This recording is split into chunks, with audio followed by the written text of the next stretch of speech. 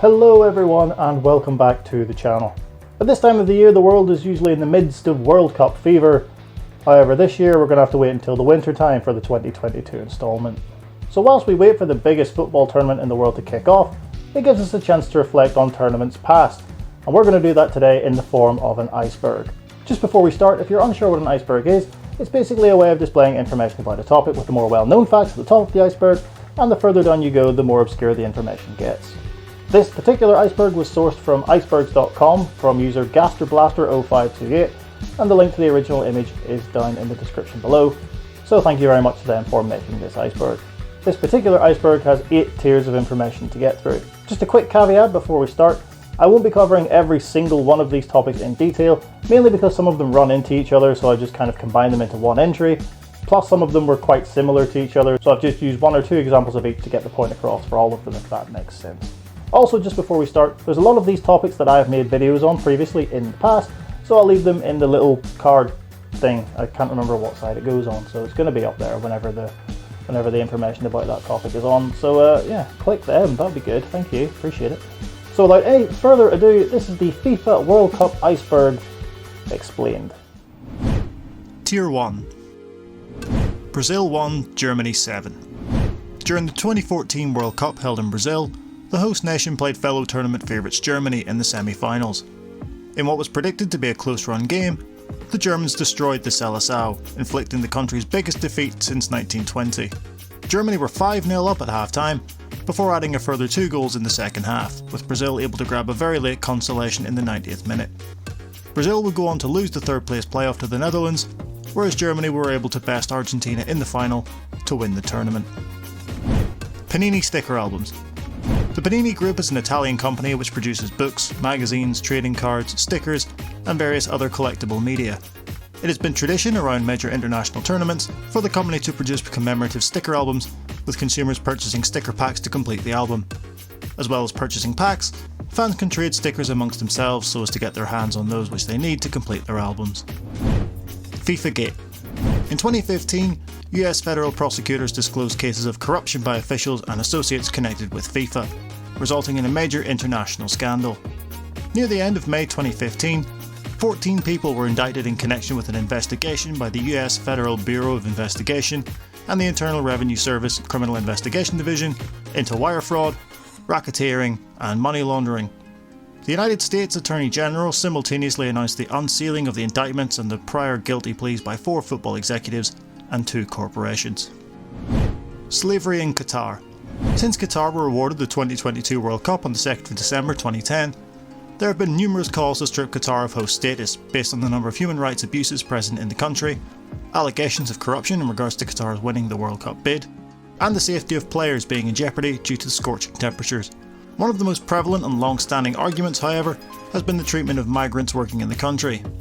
An investigation by the Guardian newspaper claimed that many workers were denied food and water, having their identity papers taken away from them, and that they are not paid on time or at all, making them in effect slaves. The Guardian has estimated that up to 4,000 workers may die due to lax safety and other causes by the time the competition is held. Jogo Bonito. Translated as the beautiful game, the phrase is used as a synonym for association football. The origins of the phrase are thoroughly debated, however many attribute the English version of the phrase to commentator Stuart Hall, who used it as far back as 1958. It was Brazilian legend Pelé who brought the phrase to worldwide prominence, using it in the dedication of his autobiography. Sportswear company Nike also used the Portuguese phrase jogar bonito, meaning play beautifully and not beautiful game, the aforementioned Jogo Bonito, as one of its slogans for football products. Passionate fans. With the World Cup being regarded as the biggest sporting event in the world, it is no wonder that the fans who make their way to the host country every 4 years are as loyal as they are ardent. Whether watching in the stadium or watching at home, the passion of the fans is what makes the tournament what it is. The Jabulani. The Jabulani was the official match ball of the 2010 World Cup, the first to be held on the continent of Africa. The word Jabulani roughly translates to be happy, ironic considering the amount of complaints and criticism the ball received from the majority of players throughout the tournament.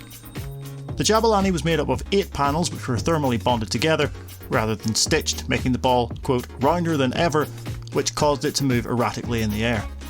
Brazilian goalkeeper Julio Cesar likened the Jabulani to a supermarket ball, with Italian shot-stopper Gigi Buffon saying that the ball was completely inadequate. Pelé. Arguably the most recognisable name in the history of the sport, Edson Arantes de Nascimento, more commonly known as Pelé, thrust himself into the public consciousness during the 1958 tournament, becoming the youngest player to ever take to the field in a World Cup final, at just 17 years and 249 days. He scored 2 goals in that game against Sweden, his first of which being remembered as one of the greatest in the history of the competition. Pelé would lift the World Cup trophy on 3 occasions, scoring 12 goals throughout all of his World Cup appearances. World Cup mascots. World Cup official mascots are a series of unique characters for each event. The trend began with the 1966 World Cup in England having World Cup Willie, one of the first mascots to be associated with a major sporting competition. The mascot designs represent a characteristic of the host country, such as flora, fauna, or costume. The design is frequently one or more anthropomorphic characters targeted at children and coinciding with cartoon shows and merchandise. The mascot for the 2022 World Cup in Qatar is a white floating keffiyeh with eyes, eyebrows and an open mouth, called laib, an Arabic word meaning super skilled player. World Cup songs. World Cup anthems are tunes and songs adopted officially by FIFA or by official broadcasters and partners selected by FIFA to be used prior to the competition and to accompany the championship during the event. As well as the official tournament songs, it is not uncommon for individual nations to release unofficial World Cup songs, such as World in Motion for England's 1999 World Cup campaign and Ali's Tartan Army to mark Scotland's 1978 qualification. Luis Suarez handball. One of the more infamous incidents to come out of the 2010 World Cup in South Africa occurred in the quarter-final between Uruguay and Ghana. With the game level at 1-1 after normal time, the game went into extra time. As the clock ticked over into the 120th minute, a Dominic Adaya header was destined for the back of the net, until Uruguay forward Luis Suarez blatantly handled the ball off the line, preventing a certain Ghana victory. Suarez was subsequently sent off, and Ghana were given a penalty, which Asamoah Gyan would subsequently miss. Suarez added more fuel to the fire by celebrating the miss on the touchline before heading down the tunnel. The game would go to a penalty shootout, which Uruguay would win, eliminating the Ghanaians, the only African side left in the tournament. World Cup intros. Used by television broadcasters at the beginning of their coverage of the World Cup, the intro packages capture the excitement of the competition, usually focusing on the tournament's history to conjure up memories of World Cups past, as well as blending those with the stars of the modern day. It gives broadcasters a chance to use the host nation as a theme for their intros, usually incorporating the nation's notable landmarks, historical events, and tourist destinations. Tier 2. Zidane headbutt. French legend Zinedine Zidane's final professional game would be the 2006 World Cup final, a fitting end to what had been an incredible career. Having scored a penalty to give France the lead, the Italians would equalise through Marco Materazzi. With the game level after 90 minutes, the final would go to extra time. In the 110th minute, the 2 goal scorers would have a war of words, leading Zidane to headbutt Materazzi in the chest, resulting in the French captain being sent off, and having to walk past the World Cup trophy in one of the most iconic shots in the history of the tournament. Italy would win the game after a penalty shootout, however the main talking point was what the Italian defender had said to Zidane to result in such a reaction. It was later revealed that Materazzi made derogatory remarks about Zidane's mother and his sister. Ronaldo Nike conspiracy. Throughout the 1998 World Cup, Brazilian forward Ronaldo was the man of the tournament. Having scored 4 goals throughout the competition, it was thought that Ronaldo would continue his outstanding form going into the final, where his Brazil side would face hosts France. On the day of the game, Ronaldo was left off the initial team sheet, much to everyone's bemusement. However, he would be reinstated before the game kicked off, and would start up front for the Brazilians. Throughout the game, he looked a shadow of his former self, and France would go on to win the game by 3-0. Following the game, it was revealed that Ronaldo had suffered a seizure on the morning of the game, and had been admitted to hospital. After this information came to light, a conspiracy surrounded Nike, the sportswear company who sponsored Ronaldo, and the Brazilian national team, with some in Brazil believing that the company had forced Ronaldo to play. A parliamentary inquiry was unable to find any wider conspiracy, although the Brazilian public remained unconvinced. Jules Rimet trophy stolen. The original incarnation of the World Cup trophy looked a lot different to the iconic gold sculpture we are all now so familiar with. The Jules Rimet trophy, as it was known, was to be put on display in the Stampex exhibition at Westminster Central Hall in January 1966 to build up to the World Cup tournament later that year.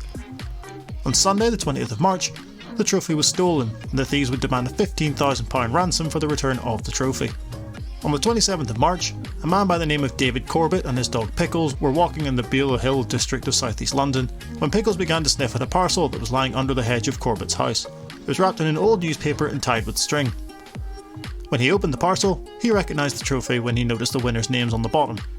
He handed the parcel to the police at Gypsy Hill Police Station. Pickles briefly became a celebrity and appeared on TV and in some movies. David Corbett attended the players' celebration dinner after the World Cup final and later received rewards totalling £6,000. Bebeto's celebration. Brazilian forward Bebeto became a household name for his gold celebration in the 1994 World Cup in the United States. His wife had delivered their third child just days before a quarter-final match against the Netherlands in the scorching heat of Dallas. After scoring, Bebeto ran to the sideline, brought his arms together and began rocking an imaginary baby.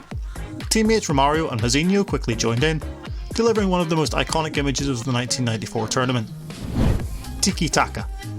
Tiki-taka is a style of playing characterised by short passing and movement, working the ball through various channels and maintaining possession. The style has been primarily associated with the Spanish national team since 2006 by managers Luis Aragonés and Vicente del Bosque. Journalist Rafael Honigstein described the tiki-taka played by the Spain national team at the 2010 World Cup as a radical style that only evolved over the course of 4 years, arising from Spain's decision in 2006 that they weren't physical and tough enough to outmuscle opponents, so instead wanted to concentrate on monopolising the ball. During their tenures, Spain won 3 consecutive major titles: Euro 2008 under Aragonés, the 2010 FIFA World Cup and the Euro 2012, both under Del Bosque. Vuvuzela. Anyone who watched the 2010 World Cup will remember the unmistakable sound of the vuvuzela, which became the soundtrack of the majority of games throughout the tournament. The instrument itself is a long plastic horn, which produces a loud monotone note when blown into. Its ubiquity led to many suggestions for limiting its use, muffling its sound, and even an outright ban. Broadcasters experienced difficulties with their presentations with television and radio audiences, often hearing only the sound of vuvuzelas.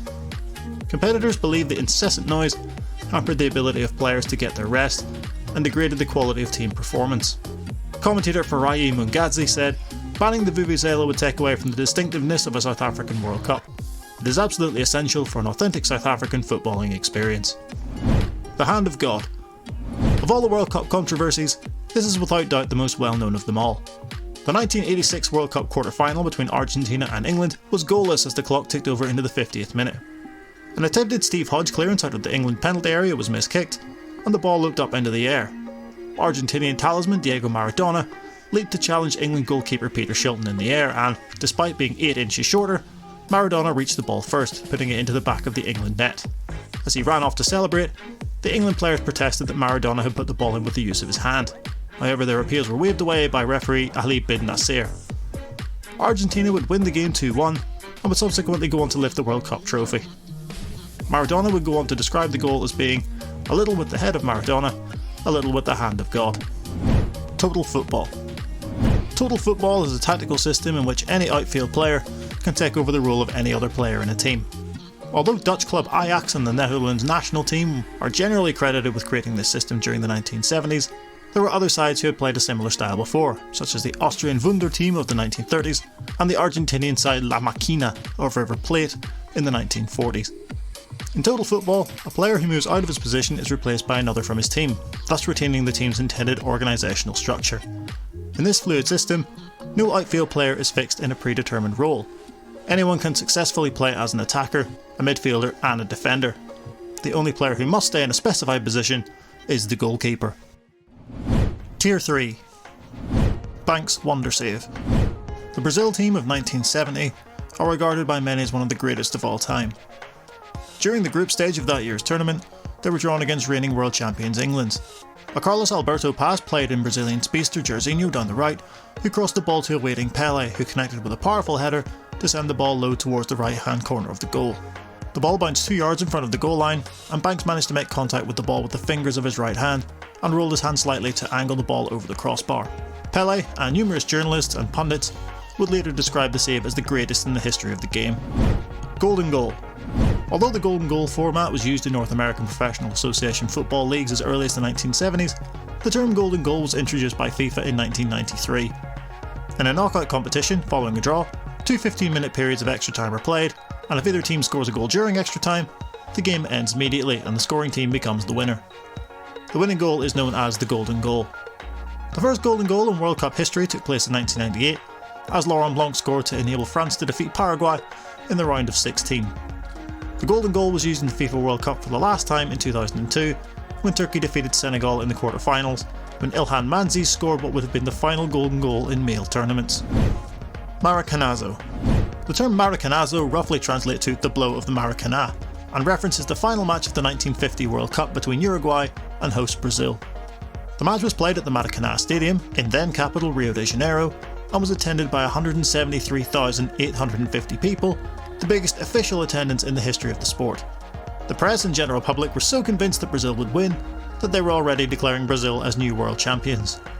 Brazil did take the lead, however 2 second-half goals from Uruguay saw them crowned World Cup winners instead of favourites Brazil.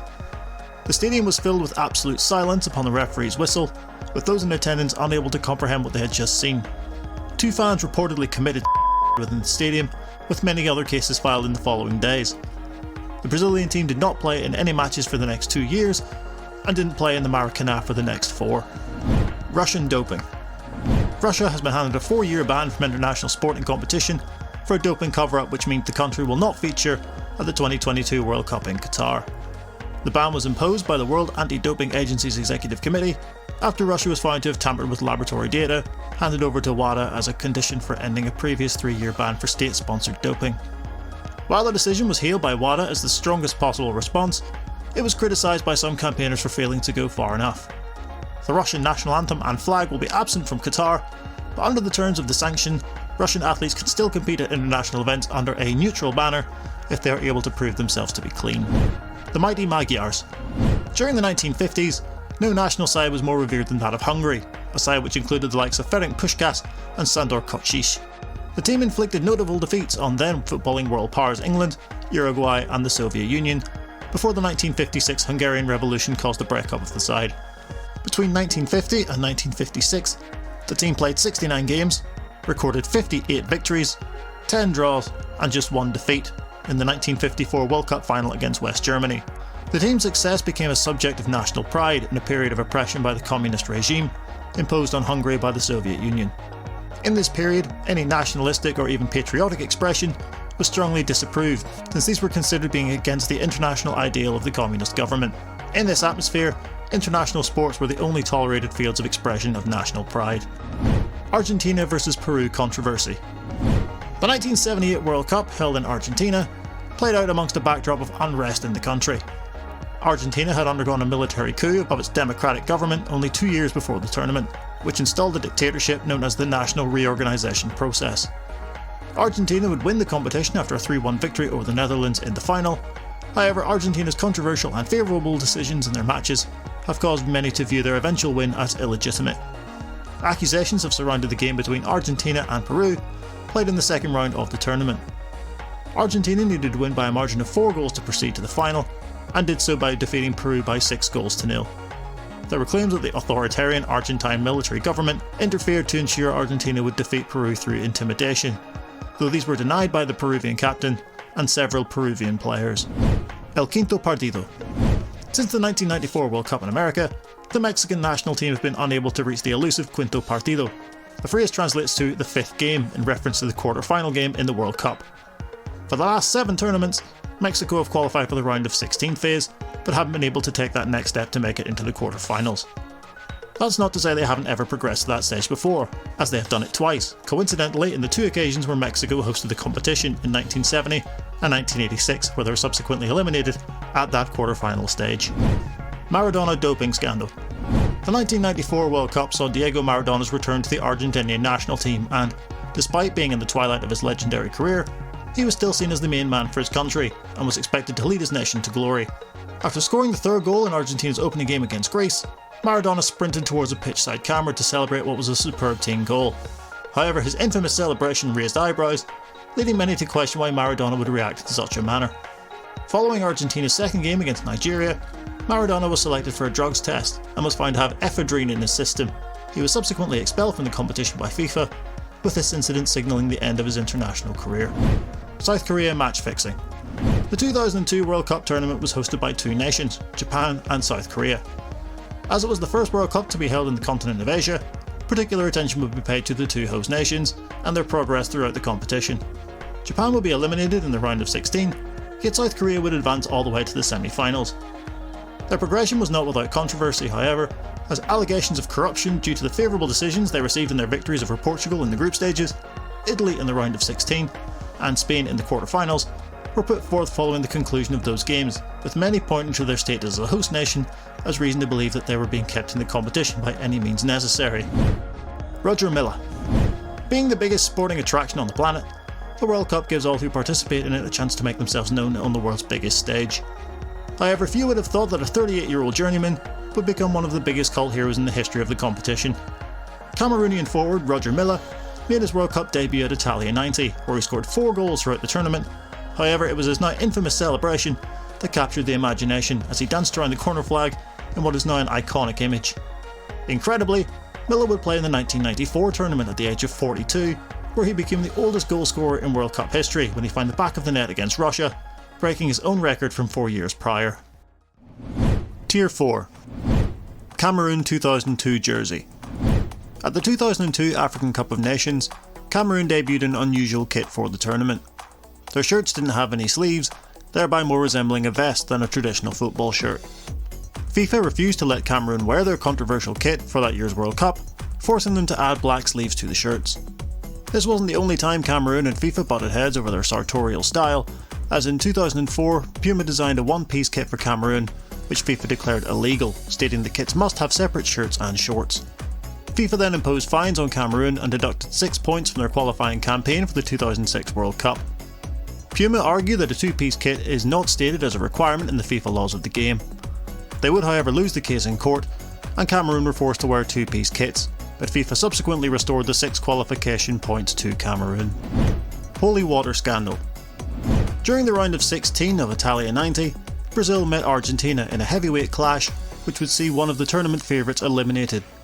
Brazilian defender Branco was put in charge of containing Diego Maradona and was doing an admirable job throughout the first half. During half-time, Branco was handed a water bottle by a member of the Argentina staff and later complained of feeling drowsy and was now unable to keep up with Maradona, who would set up Claudio Caniggia to give Argentina the goal which eliminated the Brazilians.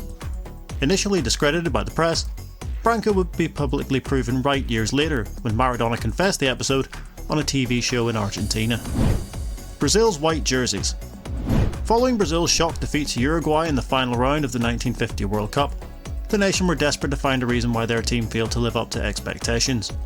One of the more outlandish excuses that circulated was the colour of Brazil's shirts, which were worn in that game. It is hard to imagine the Seleção in anything other than their iconic yellow jerseys. However, during that loss to Uruguay, Brazil wore white shirts with blue trim. In the wake of the defeat, the shirts were subject to criticism by the country's sports federation for being unpatriotic, and pressure mounted to change the colours. In 1953, a competition was held by the newspaper Correio da Manhã to design a new outfit, with the rule being that it must incorporate the colours of the Brazilian national flag. Eventually, the competition was won by Alder Garcia Schley, a newspaper illustrator who came up with the design of a yellow shirt with green trim, blue shorts and white socks that was first used in March 1954 against Chile and has been used ever since. In an ironic twist, Schley himself was a Uruguay supporter, so a fan of the country that caused Brazil's most notorious defeat is the reason why they wear yellow today. 1934 World Cup fix. The 1934 World Cup was marred by being a high-profile instance of a sporting event being used for overt political gain. In particular, Benito Mussolini was keen to use this World Cup as a means of promoting fascism. According to several sources and accusations, Mussolini personally selected referees for the matches where the Italian national team were playing, while the Italian government meddled in FIFA's organisation of events, reorganising the logistics of matches to further promote fascism. Italy has always claimed to have deserved the victory in the competition following their 2-1 victory over Czechoslovakia in the final. This incarnation of the Italian national team, considered to be one of the very best in the country's history, also emerged victorious in the Olympic football tournament of 1936 hosted by Germany, as well as in the 1938 World Cup hosted by France, and used this as evidence that they fully deserved their victory in the 1934 competition. Mario Zagallo. Former Brazil national team manager Mario Zagallo holds the distinction of having the most World Cup victories in history, winning the tournament as both a player and a manager on a total of 4 occasions. As a player, Zagallo won his first of 4 World Cup titles in 1958, before repeating the trick 4 years later in 1962. 8 years later, Zagallo would become the first of only 3 men to win the World Cup as both player and manager, leading the national side to success in 1970. He would have to wait until 1994 before he claimed his 4th triumph, albeit as an assistant manager to Carlos Alberto Pereira. Had Brazil been able to overcome France in the 1998 final, Zagallo would have broken his own record by adding a 5th World Cup crown. 3 yellow cards. The job of a referee is a thankless one. Often criticised and rarely praised, the on-field official is under immense pressure to get every decision correct, no matter how little effect it has on the game overall. However, during a group game between Croatia and Australia at the 2006 World Cup in Germany, one decision from referee Graham Poll would have a huge effect on not just the game, but his career as a whole. In the final minute of normal time, Croatian defender Josip Simunic was shown his 2nd yellow card. However, referee Poll didn't issue the red card and Simunic stayed on the field. He would eventually be booked again before the end of the game, receiving a 3rd yellow before finally being shown the red.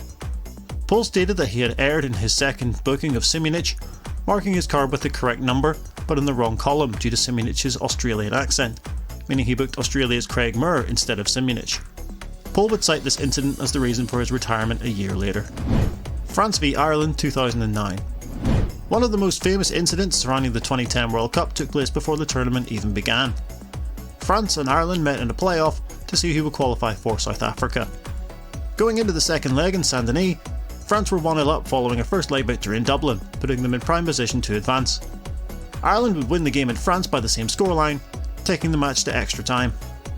During a French attack in the 103rd minute, the ball bounced towards their captain Thierry Henry, who controlled the bouncing ball with his hand twice before crossing the ball for William Gallas to tap in. The Irish players appealed the decision, but the referee saw no infringement and gave the goal, a goal which would send France to South Africa and eliminate the Irish. Despite an appeal by the Irish FA to have the game replayed, FIFA rejected their request, stating, "The result of the match cannot be changed and the match cannot be replayed." As is clearly mentioned in the laws of the game, during matches, decisions are taken by the referee and those decisions are final. Uruguay's 4 stars. It is tradition in football for teams to place stars above the badge on their shirts to mark a significant milestone. This is no different for international sides, as the star above the badge represents the number of World Cup victories a nation has accumulated. For example, Brazil have 5 stars above their crest to represent their 5 triumphs on the world's biggest stage. In contrast to this, Uruguay have 4 stars above their crest, despite having only won the competition on 2 occasions. The other 2 stars represent the gold medals Uruguay won at the 1924 and 1928 Summer Olympics, which are the only editions recognised by FIFA as senior world championships. Paul the Octopus. One of the more bizarre stories in the history of the World Cup was that of Paul the Octopus, who would predict the outcomes of a number of games throughout the tournament. In the lead up to Germany's Euro 2008 matches, Paul was presented with 2 clear plastic boxes, each containing food, a mussel or an oyster. Each container was marked with the flag of a team, one the flag of Germany, and the other the flag of Germany's opponent. The box which Paul opened first and ate its contents was deemed to be the predicted winner of the game. There was no method for Paul to pick a draw, despite this being a possible outcome for the group stage matches. Throughout the 2010 World Cup, Paul predicted the outcome of a number of matches and was correct every single time, including choosing Spain to beat the Netherlands in the final. Paul unfortunately passed away later in 2010, with his unusual legacy leaving an impression on all those who witnessed his predictions. Tier 5. Lucien Laurent. At the inaugural World Cup tournament in 1930, French forward Lucien Laurent wrote his name into the history books as he became the first scorer at the World Cup. He scored in the 19th minute of France's game against Mexico, a volley which put Les Bleus on their way to a 4-1 victory. Laurent was named to the French squad for the 1934 World Cup, but was unable to play due to an injury. He joined the French Armed Forces during World War II, but spent 3 years as a prisoner of war in Saxony before being released in 1943. He played 2 years of wartime football for Besançon before retiring in 1946, opting to become a trainer and youth coach. He was the only surviving member of the 1930 French team to see France lift the 1998 World Cup on home soil. Laurent would pass away 7 years later at the age of 97. The Battle of Santiago. The 1962 World Cup was held in Chile, following severe disruptions on account of the 1960 Valdivia earthquake, the strongest earthquake ever recorded. The tournament did begin on schedule 2 years later, where the host would meet Italy in the group stage. Tensions between the two nations were already heightened going into the game due to disparaging comments made by Italian journalists about the country and its inhabitants. The game has gone down as the most violent in the history of the competition, with punches being thrown, head-high tackles and off-the-ball scuffles, resulting in the police having to be involved on 3 separate occasions. Chile would win the game, however the on-field antics would be more newsworthy than the final result itself. Sweden 1994. The World Cup has seen its fair share of teams that have made an impact on fans and attained cult status in the following years. Whether it be the Ghana side of 2010 or the Croatia team of 1998, arguably one of the most notable was that of the Sweden squad of 1994. With a team that included the likes of Thomas Brolin, Martin Dahlin and Henrik Larsson, the unfancied Swedes were able to progress all the way to the semi-finals, where they were defeated by eventual winners Brazil. They did get the better of Bulgaria in the 3rd place playoff, with forward Kenneth Andersson finishing the competition with 5 goals, the same tally as Romario, Jurgen Klinsmann and Roberto Baggio. 1966 World Cup fix. The 1966 World Cup has been rife with allegations and conspiracy theories over the years, from not just football fans and pundits, but even the former head of FIFA João Havalanga, who claimed that both the 66 and 74 tournaments were fixed, so that England and Germany would win respectively. Havalanga has pointed to a number of incidents throughout the tournament to back up his claims, such as the controversial sending off of the Argentinian captain in the quarter-final against the hosts for arguing with the referee. He also pointed out the number of German and English officials present throughout the competition, especially in the games involving tournament favourites Brazil. According to Havalanga, the then FIFA president Sir Stanley Royce had wanted the final to be between England and Germany, a final which included yet more controversy, with Geoff Hurst's now infamous goal causing debate whether or not the ball crossed the line. England would win the 1966 final, and Germany would indeed go on to claim the crown at the 1974 tournament, just as Havalanga had said. Turkey 2002. Much like Sweden in 1994, Turkey were a side who really captured the imagination throughout the 2002 World Cup. Having finished second in their group behind Brazil, Turkey would advance all the way to the semi-finals, where they would come up just short, coincidentally against the Brazilians.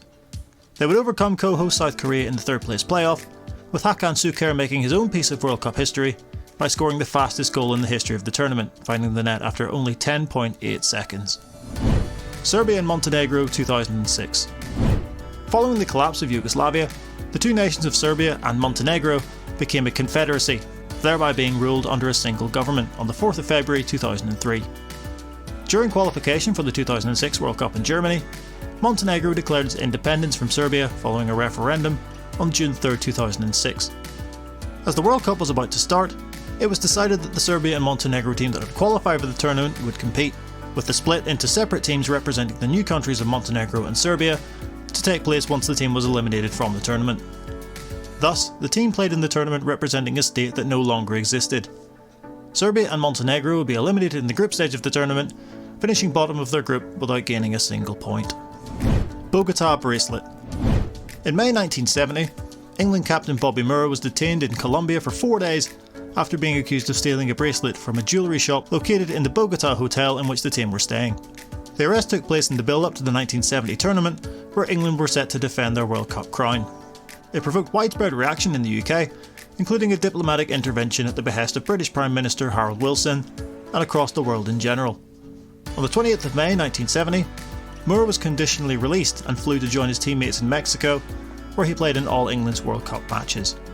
The Colombian authorities came to the conclusion that Moore was innocent of any wrongdoing, but the case was not formally closed until 1972. A general consensus exists that the incident was an attempted frame-up, either to try to secure money from the England camp, or possibly to have Moore ruled out of the World Cup entirely, weakening England's chances of retaining it. Mussolini threats. Following his team's 4-2 loss to Italy in the 1938 World Cup final, Hungarian goalkeeper Anton Szabo was famously quoted as saying, "I may have let in 4 goals, but at least I saved their lives." This quote was in reference to a telegram which was supposedly sent to the Italian national team from dictator Benito Mussolini, which read, "Vincere o morire," which, when translated literally into English, reads, "Win or die." There seems to be overwhelming evidence that this was never the case. For example, Italy had already won a World Cup, which was hosted in their home nation and was overseen by Mussolini himself. Secondly, these players were loyal to Mussolini and were the stars of his fascist propaganda. Thirdly, and perhaps most importantly, What the phrase actually translates to is more reminiscent of the phrase win or bust, a common phrase used in Italy at that time. 2010 North Korea fans. Following North Korea's qualification for the 2010 World Cup, many outsiders wondered not only how they would get on throughout the tournament, but how many of the country's citizens would be in attendance to support their team. As the North Korean leader has long since banned North Korean nationals from travelling abroad, it has been said that Kim Jong-un hired Chinese actors to take the place of North Korean fans in the stands. Whether or not this rumour was ever proven to be true or not, those in the stands saw North Korea have a dismal tournament, finishing bottom of their group and being eliminated at the first hurdle of the competition. Tier 6. 1954 Germany doping. The 1954 World Cup took place in Switzerland and was the second instalment of the competition to be held following the Second World War. The final took place between the side then known as West Germany and Hungary, the overwhelming favourites. West Germany would win the game by 3-2, to the surprise of many, especially considering that Hungary had beaten them in the group stage by an 8-3 scoreline. In 2008, an 800-page study produced by Humboldt University in Berlin revealed that the West Germany players were given injections of what they were told was a concoction of vitamins. However, according to the report, these syringes contained Pervitin, a methamphetamine used by soldiers during the war. Within months of their sensational World Cup victory, many of the players had been taken seriously ill, with jaundice being the common diagnosis. The players had all been dosed with the same shared needle and syringe. Bellini Trophy Lift. Former Brazilian captain Hilderaldo Bellini claimed 2 World Cup victories throughout his playing career, both in 1958 and 1962. The uncompromising centre-half is highly regarded as one of the finest defenders the country has ever produced. However, his legacy outside of Brazil has little to do with his on-field ability. Following the Brazilians' triumph at the 1958 tournament, Bellini hoisted the Jules Rimet trophy above his head, in a gesture which had never been seen before. Bellini claims he did it so as the photographers present could get a better view of the trophy. Once the pictures were printed, the action of lifting a trophy into the air became associated with victory. Bellini passed away in 2014 following a cardiac arrest, and shortly after his passing he was immortalised with a statue outside the Maracanã depicting his iconic trophy lift. Colombia hosts in 1986. Colombia was originally chosen to host the 1986 World Cup, following their selection by FIFA in June 1974, with Bogotá, Medellín, Cali, Pereira and Bucaramanga intended as the host cities, plus potentially Barranquilla. Colombia agreed to host a 16-team competition, however FIFA later allowed an expansion to 24 teams for the 1982 World Cup in Spain, which was more challenging for Colombia to host, although FIFA President João Havelange initially gave assurances that they could revert to a 16-man tournament. Colombian President Julio César Turbay Ayala was initially against holding the tournament in his country, but reluctantly granted permission in October of 1980.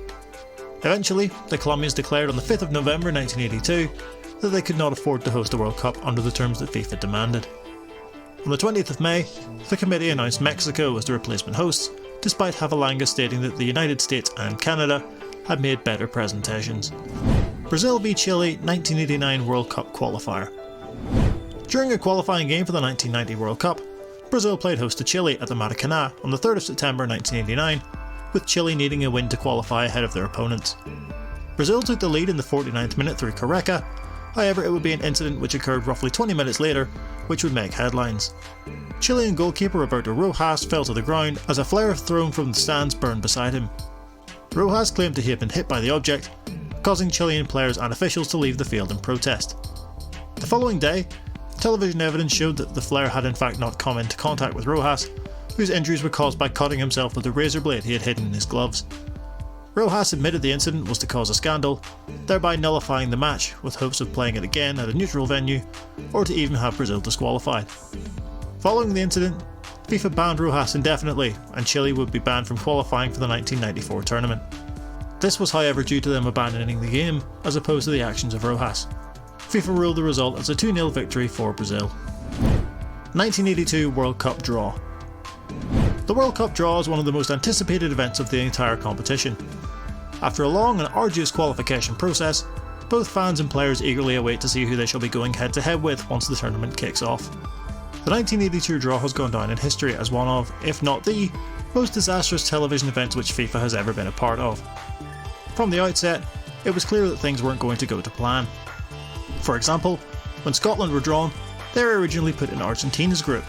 However, after much confusion, the officials admitted they had made a mistake and that Belgium would take their place in that group, with Scotland joining Brazil's group. The chaos continued as a number of South American teams, which were to be kept apart in the initial stages of the competition, were drawn alongside everyone else. To cap what had been a farcical display, one of the balls inside the cages broke, prematurely revealing the name of a nation inside. In contrast to the ridiculousness of the draw, the 1982 World Cup is fondly remembered as one of the best there had been up to that point. England vs USA 1950. The 1950 World Cup in Brazil marked England's debut appearance at the competition, having boycotted the previous 3 tournaments following a pay dispute with FIFA. England had developed a reputation throughout the game as one of the best in the world, with the likes of Stanley Matthews, Tom Finney and Alf Ramsey amongst their ranks. In contrast, the US team was comprised of amateur players who had lost their previous 7 international matches by a combined score of 45-2. Even the USA coach at the time gave his team no chance going into the game, claiming that they were lambs ready for the slaughter. Incredibly, the US would defeat the English by 1-0, following a goal from Joe Gaetjens in the 38th minute, despite England's dominance of the game as a whole. Following the game, newspaper headlines in World Cup nations trumpeted the shocking upset, except ironically the USA and England. The USA had little interest in the sport, whilst England's cricket team had suffered their first ever home defeat to the West Indies, and that became the major story of the country's sports publications. The US and England would have to wait until 2010 to play each other again at a World Cup, which ended in a 1-1 draw. Gary Lineker's accident. Italia 90 provided fans with countless memories, whether it be the sight of the magnificent Stadio Olimpico playing host to the final, or the sound of Luciano Pavarotti's stirring rendition of Nessun Dorma. It will go down as one of the greatest in the tournament's history. However, for England forward Gary Lineker, the competition will be remembered for entirely different reasons. During a group game against the Republic of Ireland in Cagliari, Lineker complained of having stomach cramps but played the first half of the game without much incident. Following a collision in the second half with an Irish player, however, Lineker, in his own words, relaxed, causing himself to defecate on the field of play. To his credit, he played on until being substituted in the 83rd minute for Steve Bull, allowing Lineker to deal with his rather unusual dilemma. Tier 7. Sheikh Fahad Al Ahmad Al Shaba. Kuwait made their one and only appearance at the 1982 World Cup, although they made sure that it would be a memorable one. Having drawn their first game in the group against Czechoslovakia, they went into their second fixture against the highly rated French with a newfound confidence. After keeping Les Bleus at bay for the opening half hour, their resistance was finally broken as Bernard Gengini gave France the lead. With the score at 3-1 to the French, Alain Giresse scored a 4th for France. However, the Kuwaiti players claimed they heard a whistle and stopped playing by the time Giresse found the back of the net. Furious at the seeming injustice against his side, Sheikh Fahad came down from the stands to remonstrate with the referee Miroslav Strupar. So much so that the Sheikh threatened to have his players walk off the field unless the decision was reversed. Incredibly, referee Strupar acquiesced and the goal was chalked off, much to the annoyance of the French. In the end, the French did add a 4th goal before the final whistle, securing a 4-1 victory. Kuwait would lose their final group game to England, eliminating them from the tournament. Jules Rimet 1950 speech. Tournament founder and then head of FIFA Jules Rimet shared the sentiments of the majority of football fans going into the 1950 tournament, that the almighty Brazil would reign supreme and be crowned world champions. So confident was he that the Seleção would win the tournament that he only prepared one speech, in Portuguese, to congratulate them after the game against Uruguay, a game which was seen as merely nothing more than a formality. He even allegedly presented the Brazilian team with gold watches in the dressing room before the game. However, the Brazilians would lose against Uruguay, therefore crowning the La Celeste champions of the world for a second time. Rimet, red-faced, merely presented the trophy to the Uruguayans without making a congratulatory speech. Battiston collision. The 1982 semi-final between France and West Germany is a microcosm of everything which football is meant to be about. Goals, drama, penalty shootouts, and an incident so controversial that it is still being talked about to this very day. With the game level at 1-1, France substitute Patrick Battiston found himself through on goal against West German keeper Toni Schumacher. Schumacher sprinted from his goal line to meet Battiston head on, however he got none of the ball and instead clattered into his opponent, who was left motionless on the ground. The Frenchman had been knocked unconscious and was forced out of the game, having only been on the field for 10 minutes. The referee didn't brandish a card to Schumacher or even call a foul against the German, who stood waiting to take the resulting goal kick whilst his fallen opponent received treatment. The game would continue on into extra time, where 4 goals were scored, leading to a penalty shootout which West Germany would win. For Schumacher, it would be a World Cup final. For Battiston, it would be 3 cracked ribs, 2 missing teeth, and a damaged vertebrae. India 1950. Following their performance at the 1948 Olympics, India had captivated those who watched their 2-1 defeat to France, not only because of how well they played, but the curious decision of many of their players not to wear boots during the game. So when India found themselves qualifying for the 1950 World Cup in Brazil, many eyebrows were raised and intrigue among spectators was high. India's qualification, however, was not due to major on-field success, but due to a number of teams withdrawing from the competition. Unfortunately, India themselves would have to withdraw from the tournament, with the official reason why still being a matter of debate to this very day. At the time, the All India Football Federation gave various reasons for the team's withdrawal, citing lack of funds, lack of practice time, and valuing the Olympics over the World Cup. It has since come to light that FIFA offered to pay the majority of India's travel costs, debunking that particular excuse. There was also a rumour at the time which said that India wouldn't be allowed to play barefoot in the competition due to a FIFA mandate. However, then captain Saleen Mana claims that this was never the case. 1930 Final Balls. The inaugural World Cup final took place on the 30th of July 1930 between host Uruguay and Argentina. With the stakes at an all-time high and with nearly 70,000 people in attendance, the tension in the air was palpable.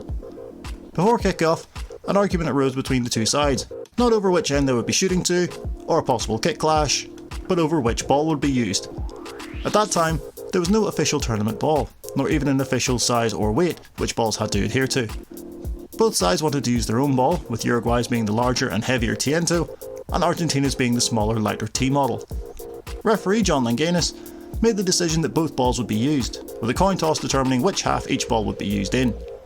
Argentina won the toss and played the first half with their ball, giving them a 2-1 first half lead, with the Uruguayans having use of their ball in the second half, which allowed them to overturn the deficit to win the game and the first ever World Cup title by a score of 4-2. Disgrace of Gijon. At the 1982 World Cup in Spain, Austria and West Germany played each other in the final game of Group 2.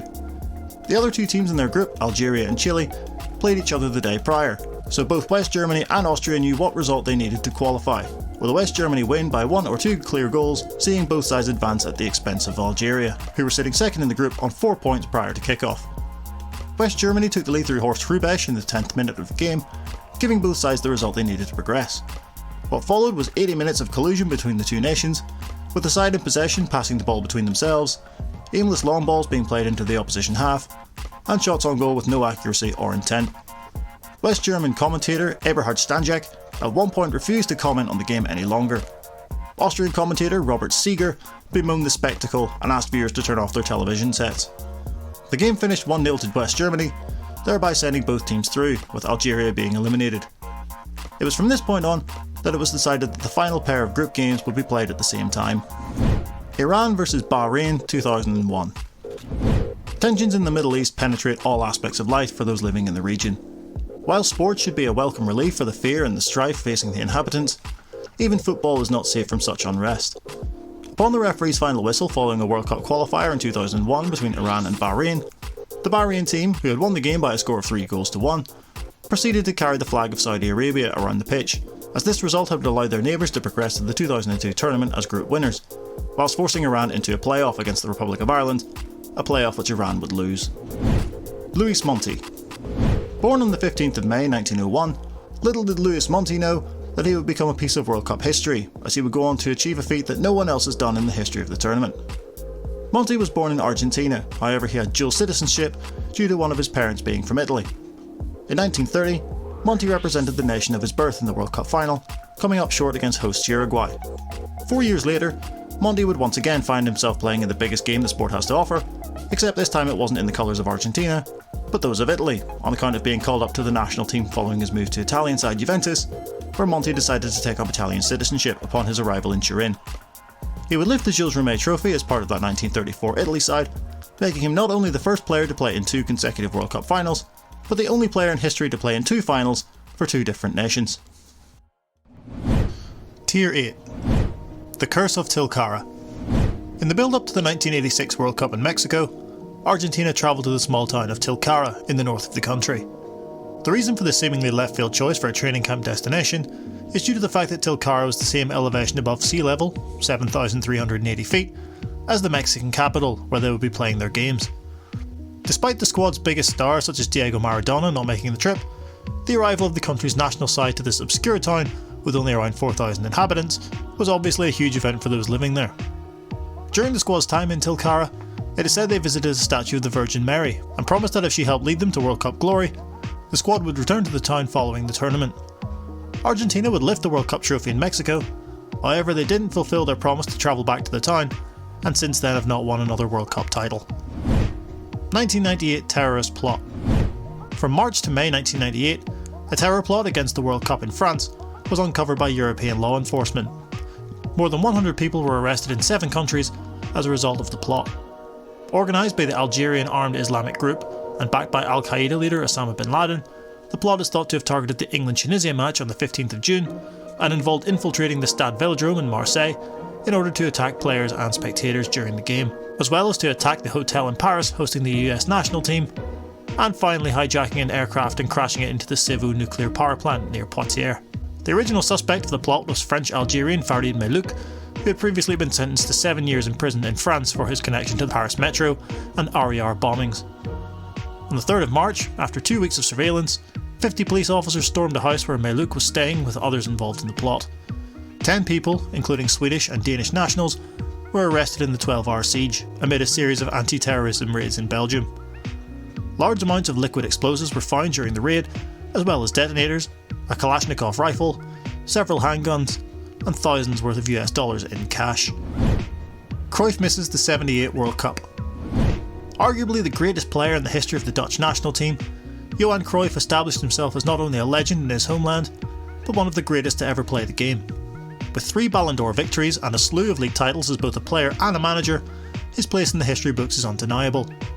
The only blemish on an incredible record is the fact that he never achieved success with the national side, often regarded as one of the most influential of all time.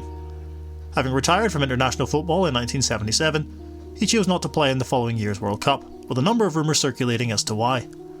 The 2 main ones were that he missed it for political reasons following the military dictatorship in Argentina at the time, or that his wife dissuaded him from playing. It would only come to light in 2008 as to why Cruyff sat out the tournament, revealing that he and his family had been subject to a kidnapping attempt a few months before the competition began. Tied up and held at gunpoint, Cruyff said that the ordeal changed his outlook on life and that football no longer became a priority. Many believe that had he played, the Netherlands would have won the 1978 World Cup.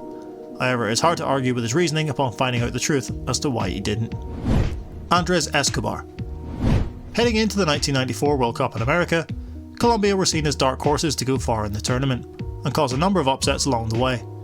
So much so that Pelé himself pointed to this Colombia side as the favourites to win the competition. Upon their arrival in America, a number of threats were sent to Colombian players and staff from betting syndicates and drug cartels, causing severe emotional distress which contributed to Colombia's loss in their first game to Romania. Needing a victory, for a number of reasons, Colombia took on the hosts in the Rose Bowl on the June 22, 1994. A low cross from America's John Harkes was inadvertently directed into the back of his own net by Escobar, leading to Colombia's second loss and subsequent elimination from the tournament. 5 days after Colombia's final game against Switzerland, Andres Escobar was shot and killed outside a bar in Medellin, with many believing it to be a punishment for his mistake, by drug traffickers who had lost a significant amount of money betting on the game. Whilst the identity of his killers was never truly known, a drug cartel bodyguard, Humberto Castro Munoz, admitted to the killing and was sentenced to 43 years in prison, a sentence which was reduced to 26 years in 2001. Following his passing, his legacy lives on in both his homeland and internationally, as many remember his contributions to the sport and to his country. Matthias Sindelar. Matthias Sindelar is regarded as the greatest player in the history of Austrian football, being said to have possessed fantastic dribbling ability and creativity. As part of the great Austrian Wunder team of the 1930s, Sindelar was seen as the star man of a side which was regarded as one of the very best in Europe at that time. On April 3rd, 1938, Austria would play their final game as an independent team against Germany, as some weeks later, Austria was annexed by Germany, with the Nazis ordering the dissolution of the Austrian national team into a common team with the Germans. Sindelar demanded his side play in their red and white colours, those of the national flag, as Austria missed several easy chances throughout the game in a way that looked deliberate. However, with 20 minutes to go, Sindelar and his teammate Karl Sesta both scored to win the game 2-0 for Austria, apparently celebrating wildly in front of a number of Nazi dignitaries. Sindelar refused to play for Germany, citing old age, he was 35 at the time, and injury as excuses. On the 23rd of January 1939, Sindelar and his girlfriend Camilla Castagnola were found dead at their apartment in Vienna, with the official verdict cited as carbon monoxide poisoning. Speculation was rife following his death, with theories of an accidental death being discussed. However, in a documentary released in the year 2000, it came to light that a local official was bribed to mark the death as accidental. This revelation has led many to believe that Sindelar was killed by the Nazis due to his opposition to Austria being annexed, especially since it has been revealed that the Gestapo had a file on Sindelar and kept him under surveillance. Conspiration 58.